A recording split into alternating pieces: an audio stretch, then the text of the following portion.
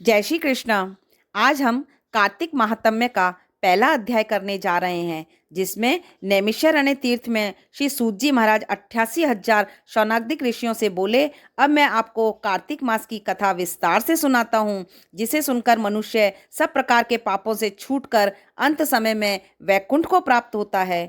सूत जी बोले, श्री कृष्ण की आज्ञा लेकर देवऋषि नारद के चले जाने पर सत्यभामा खुश होकर लक्ष्मीपति भगवान से कहने लगी, हे नाथ, मैं धन्य हुई, मेरा जीवन सफल हो गया। मेरे जन्मदाता भी धन्य हैं, जिन्होंने मुझ जैसी सुंदरी को जन्म दिया, जो आपकी 16,000 रानियों के मध्य में आपकी परम प्यारी बनी।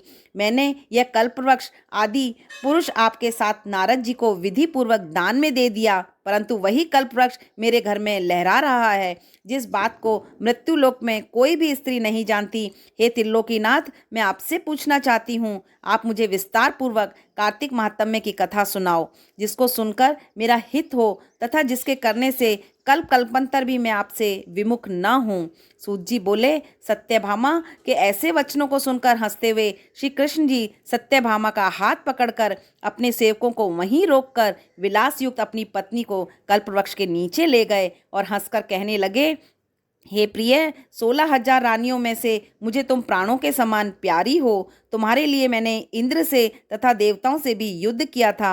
हे कांते, जो बात तुमने पूछी है वह अद्भुत बात पूछी है। सूत जी बोले, एक दिन श्री कृष्ण भगवान से सत्यभामा की प्रिय कामना के लिए गरुड़ पर सवार होकर इंद्रलोक जाकर कल्पवृक्ष मांगा। तब इंद्र के मना कर देने पर गरुड़ का इंद्र से घोर विरोध हुआ और गोलोक में गरुड़ जी ने गौओं के साथ युद्ध किया। गरुड़ की चोंच की चोट से उनके कान और पूंछ कटकर जमीन पर गिर गए। उनके रुधिर से 3 वस्तुएं उत्पन्न हुई, कान से तमाकू, पूंछ से गोभी और खून से मेहंदी। इन तीनों के प्रयोग करने से मोक्ष की प्राप्ति नहीं होती है। तब गौओं को भी क्रोध में भरकर गरुड़ को मारा, जिससे उनके 3 पंख टूटकर गिर पड़े। उनके पहले पंख से नीलकंठ, दूसरे से मोर और तीसरे से चकवा चकवी उत्पन्न हुए। हे प्रिय, जिनके दर्शन मात्र से ही शुभ फल की प्राप्ति होती है। यह सुनकर सत्यभामा बोली, हे प्रभु, मैंने ऐसे पिछले जन्म में कौन कौन से दान, व्रत व जप नहीं किए थे, जैसे जिससे मेरा यह स्वभाव हुआ। मैं किसकी पुत्री थी और मुझे मृत्युलोक में जन्म लेना पड़ा। मैंने ऐसे कौन से शुभ कार्य किए जिनसे आपकी अर्धांगिनी हुई। कृपया करके मेरे शुभ और अशुभ दोनों कार्य बताएं। कृष्ण भगवान बोले, हे प्रिय, जो तुमने पूर्व जन्म में शुभ कर्म किए हैं विस्तार पूर्वक कहता हूँ। पूर्व समय में सतयुग के अंत में मायापुरी में अति गोत्र में देव शर्मा नाम का एक ब्राह्मण वेदांत का जानने वाला रहता था। वह रोज अतिथियों की सेवा, हवन और सूर्य भगवान की पूजा किया करता था। उसका तेज सूर्य के समान तेजस्वी था। उसके वृद्धावस्था में गुणवंती नाम की कन्या हुई। उसका विवाह उस पुत्रहीन ब्राह्मण ने चंद्र नाम के अपने प्रिय शिष्य के साथ कर दिया। चंद्र को अपने पुत्र के समान मानता था। चंद्र भी उन्हें अपने पिता के समान सम्मान देता था। एक दिन वे दोनों कुश और समीधा लेने के लिए वन में गए। हिमालय की तलहटी में भ्रमण करते हुए उन्होंने एक राक्षस को अपने पास आता हुआ देखा। उस राक्षस के डर से के मारे उनके अंग शीतल हो गए और भागने में सामर्थ्य भी नहीं रही। तब उस काल के सदृश्य राक्षस ने उन दोनों को मार डाला।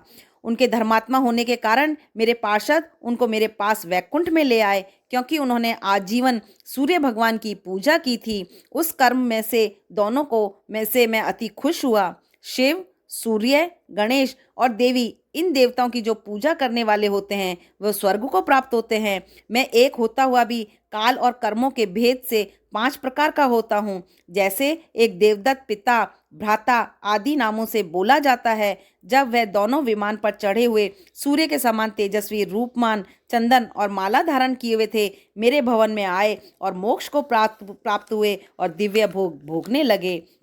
अब मैं दूसरे अध्याय में तुम्हें गुणवंती की कथा सुनाता हूँ। भगवान श्री कृष्ण ने कहा, हे देवी, गुणवंती अपने पिता व पति को राक्षस के द्वारा मारे जाने का समाचार सुनकर बड़ा विलाप करने लगी। हा नाथ, हा पिता, मुझको त्याग कर तुम कहाँ चले गए? मैं अकेली कन्या हूँ, तुम्हारे बिना अब मेरा क्या होगा? अब मेरे भोजन और वस्त्र आदि की व्यवस्था कौन करेगा? घर में स्नेहपूर्वक मेरा पालन पोषण कौन करेगा? मैं कुछ नहीं कर सकती, मैं कुछ नहीं कर सकती। मुझ विधवा की रक्षा कौन करेगा? मैं कहाँ जाऊँ, कहाँ रहूँ? मेरा तो अब कहीं ठिकाना नहीं है। इस तरह रोती बिलखती गुणवंती पछाड़ खाकर पृथ्वी पर गिरकर बेहोश हो गई और देर तक पड़ी रही। फिर जब उसे होश आया तो पूर्वत अत्यंत करुणा विलाप कर शोक सागर में डूब गई। जब कुछ संभली तो उसे ध्यान आया, मेरे पिता तथा पति की मृत्यु के पश्चात उनकी क्रिया करनी चाहिए जिससे उनकी गति हो सके। अतः उसने अपने घर की सारी वस्तुएं बेच दी। उनके बेचने से जो पैसे मिले उससे पिता और पति का श्राद्ध आदि की क्रिया की। फिर वह उसी नगर में रहती हुई भगवान विष्णु की भक्ति में आठों पहर रहने लगी। उसने जन्म से लेकर मृत्यु तक नियम पूर्वक सारी एकादशियों के व्रत और कार्तिक के महीने में उपवास तथा व्रत किए। हे प्रिय, ये एकादशी और कार्तिक व्रत मुझको बड़े ही प्यारे हैं। मुक्ति, भुक्ति, पुत्र और संपत्ति को देने वाला परम पवित्र व्रत है। जो मनुष्य कार्तिक मास में जब तुला राशि पर सूर्य आता है तो सवेरे उठकर स्नान करते हैं, व्रत और उपवास करते हैं, वे मुझे बहुत ही प्यारे हैं। क्योंकि यदि वह बड़े पापी भी हों तो भी स्नान व व्रत के प्रभाव से उनको मोक्ष की प्राप्ति हो जाती है। जो मनुष्य कार्तिक में स्नान, जागरण, दीपदान तथा तुलसी के वृक्ष की रक्षा करते हैं वे साक्षात विष्णु भगवान के तुल्य हैं। जो मनुष्य कार्तिक मास में मंदिर में झाड़ू लगाते हैं, स्वास्तिक बनाते हैं और विष्णु की पूजा करते हैं वे जीवन से मुक्त हो जाते हैं। यह सुनकर गुणवंती भी बहुत खुश हुई और मन लगाकर कार्तिक का व्रत और भगवान विष्णु का पूजन करने लगी। हे प्रिय, एक बार वह ज्वर ग्रस्त थी और दुबली हो गई, फिर भी किसी न किसी प्रकार गंगा के जी में स्नान करने के लिए चली गई। गंगा तक पहुंची थी किंतु शीत के मारे वह बुरी तरह कांप रही थी। वह एकदम शीतल हो गई। तब मेरे पार्षद मेरे दूत के द्वारा मेरे धाम में आई। उसके पश्चात ब्रह्मा आदि देवताओं की प्रार्थना पर जब मैंने कृष्ण का अवतार लिया तो उस समय मेरे गण भी मेरे साथ आए। तब वह इस धरती पृथ्वी पर यादव बने। तुम्हारे पिता जो पूर्व जन्म में देव शर्मा थे उस समय स्वर्जित हुए। पूर्व जन्म में चंद्र शर्मा जो तुम्हारा पति था वह आकू हुआ। और हे भामिनी, तुम ही वह गुणवंती हो। वह कार्तिक व्रत का ही प्रताप है जिससे कि तुम मेरी अर्धांगिनी बनी हो। पूर्व जन्म में तुमने मेरे मंदिर के द्वार पर तुलसी का पौधा लगाया था, वह इस समय तेरे महल के आंगन में कल्पवृक्ष के रूप में खड़ा है।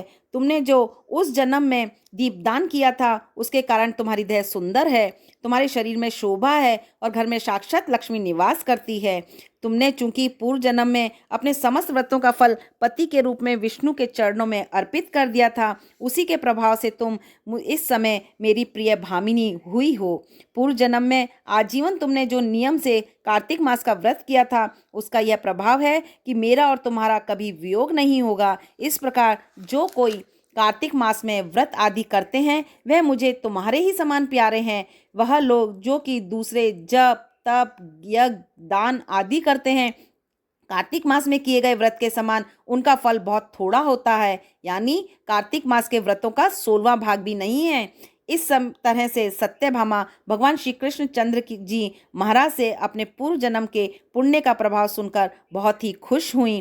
कल हम तीसरे अध्याय में प्रवेश करेंगे। जय श्री कृष्ण।